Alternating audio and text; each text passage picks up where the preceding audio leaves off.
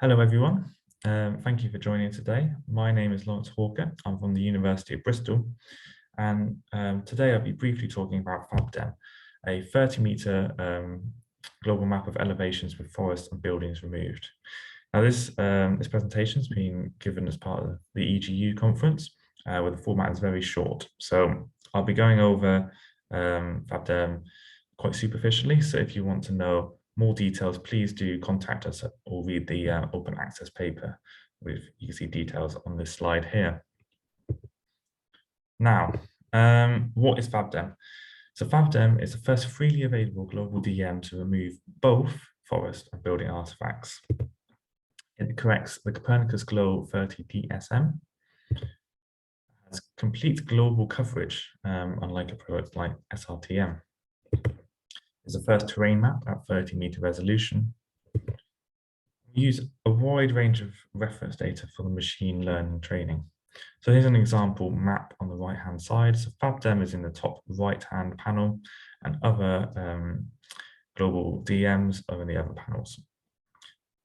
So remember, we're correcting from the Copernicus DSM, which is in the top left, so we can see quite a substantial correction there.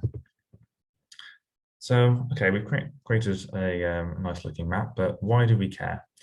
So a lot of applications require a digital terrain model. So we want to know the elevation of the terrain. But high quality LiDAR-based DTMs are only available for a very small fraction of the world's land surface. So this is way less than 1%. So essentially, we need a global DTM to fill these gaps.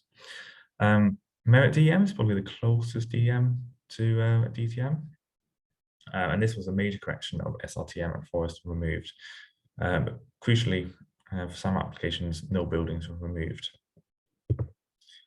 So how do we do it?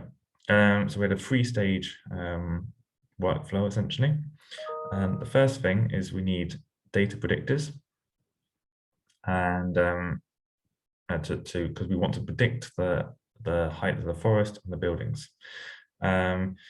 So we use this kind of a vast range and the most state-of-the-art data we can get to do that.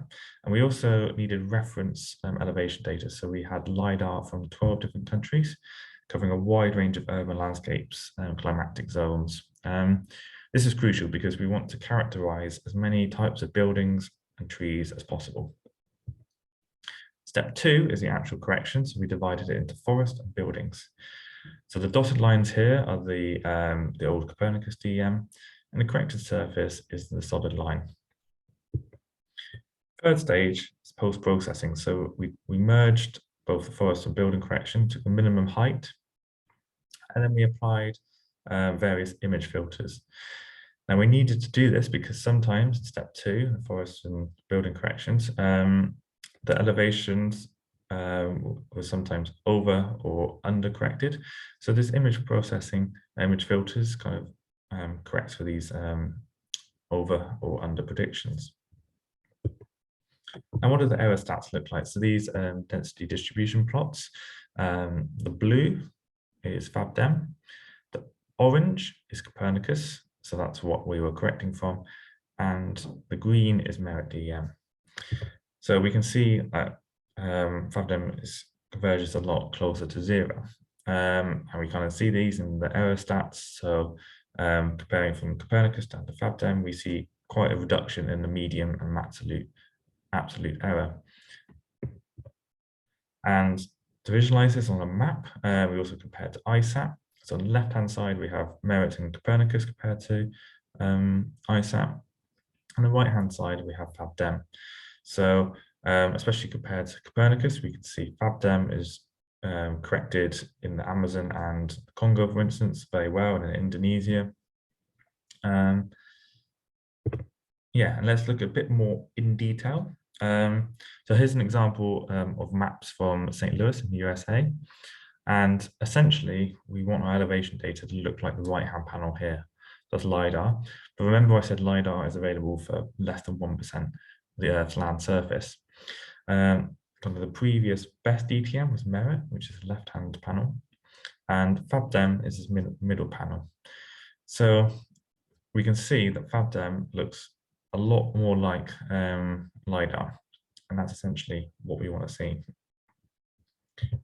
Now, what does this look like in application? So we ran a hydrodynamic flood model, and this example is from Australia. And again, the same sort of theme as the last slide. We want to look like the LiDAR map on the right-hand side here. So as you can see, FABDEM does a pretty good job of looking like this.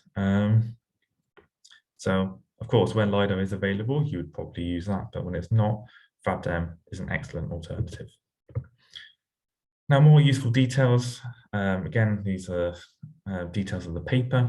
If you want to use the data for academic use, please download it from the DataPriz repository. And if you're interested in commercial use, please contact Fathom with the email address below, and I'm sure they can sort you something out. Well, thank you very much for your time today.